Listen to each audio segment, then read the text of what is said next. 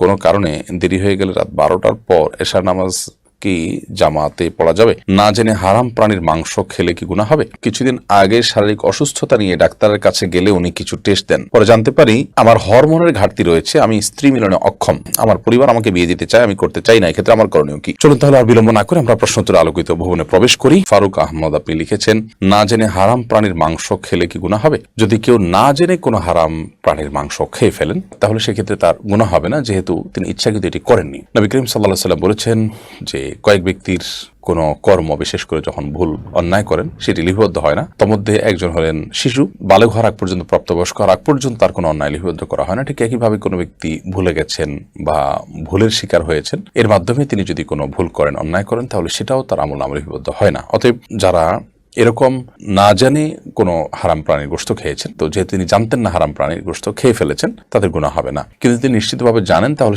সেক্ষেত্রে সেটি খাওয়া তার জন্য হারাম হবে, এবং জানার পরও খাওয়া সেটা রীতিমতো আল্লাহ রাব্বুল আলামিনের নির্দেশকে অবজ্ঞা করা, উপেক্ষা করা শামিল, যা কুফরির পর্যায়ে পড়ে। যদি কেউ আল্লাহ না করে এমন পরিস্থিতি পড়ে যে তার অন্য কোনো খাবার নেই এবং জীবন বিপন্ন হওয়ার মতো পরিস্থিতি, তাহলে সেক্ষেত্রে হারাম খাবার ছাড়া অন্য কোনো কিছু না থাকলে তিনি সেটি খেতে পারেন। এছাড়া কিন্তু সাধারণ অবস্থাতে জেনে শুনে হারাম খাবার খাওয়া কোন অবস্থাতে জায়েজ নেই। খাদ্য, এটার বিশেষ গুরুত্ব এবং তাৎপর্য রয়েছে একজন মুসলমানের জীবনে, কারণ খাদ্যের ফলে আমাদের যে রক্ত, আমাদের যে মাংস শরীরে গঠিত হয়, এটির প্রভাব আমাদের ইবাদতে, আমাদের কর্মে, আমাদের দোয়ায়, আমাদের ঈমান আকীদা সবকিছুর উপর কিন্তু পড়ে। এই জন্য নবী করিম সাল্লাল্লাহু আলাইহি ওয়াসাল্লাম বলেছেন যে যেই দেহ হারাম দ্বারা গঠিত হয়েছে সে দেহ জান্নাতে প্রবেশ করবে না।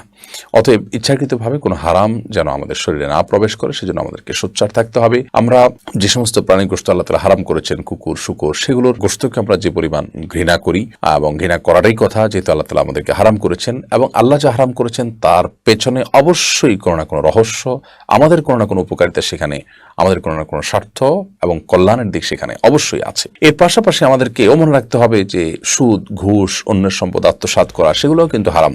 সেগুলোকে আমরা অনেকে এতটা ঘৃণা করি না। অতএব সব ধরনের হারামের প্রতি আমাদের ঘৃণাবোধ থাকতে হবে। হালাল ভক্ষণ, এটি আমাদের দোয়া কবুলের পূর্বশর্ত, এটি আমাদের ইবাদতের তৃপ্তি, ইবাদতের স্বাদ আস্বাদনের পূর্বশর্ত, এবং জান্নাতে যাওয়ার প্রধানতম শর্ত।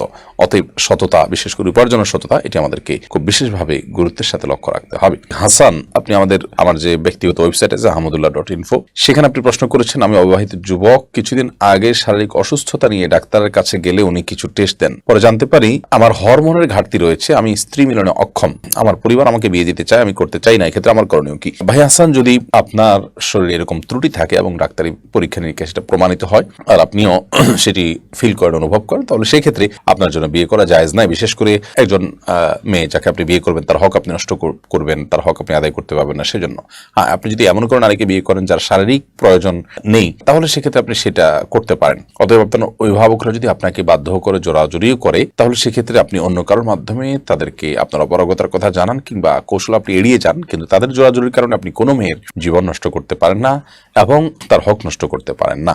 নাসিরউদ্দিন আপনি লিখেছেন, কোনো কারণে দেরি হয়ে গেলে রাত 12টার পর এশার নামাজ কি জামাতে পড়া যাবে? জামাতে তো পড়তে পারেন, কোনো অসুবিধা নাই, কিন্তু মধ্যরাতের পর 12টা বলে কোনো কথা নয়। সূর্য ডোবা থেকে নিয়ে ফজর ওয়াক্তে শুরু হওয়া পর্যন্ত যে কয়েক ঘন্টা তার মাঝামাঝি, এরপর দ্বিতীয় অর্ধে গিয়ে এশার নামাজ পড়াটা সুন্নাহর খেলাফ, এটা মাকরুহ। তবে নামাজ হয়ে যাবে আর জামাতে করতে পারবেন।